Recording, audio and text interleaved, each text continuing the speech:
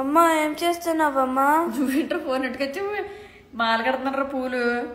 నాకు యాక్చువల్ చేత్తో కడతారు కదా, చేత్తో కట్టి మాల రాదు, నాకు కాలుతో కట్టి మాలే వస్తుంది అనమాట. అందుకని కాలుతో కడుతున్నాను. ఇది మన చెట్టుకే తెలుసా ఈ మల్లెపూలు.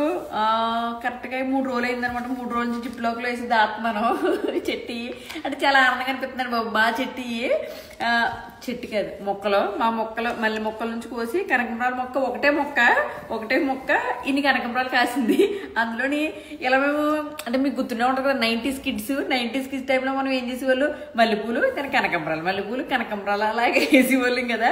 సో అదే అలా నీకు తెలియదులే, నువ్వు పెట్టుకుంటామంటారా పూలు? Just please. అయ్యి బాబు చూసారండి మా అమ్మాయి కూడా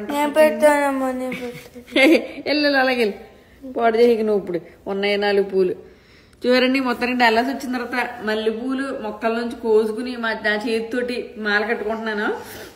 మీలో ఎంతమంది తెలిసి కాలు మాల కామెంట్ చేయండి. లోపు నాకు చేతి మాల అసలు రాదు నాకు, అందుకే ఇలా కాలుతో కడుతున్నాను.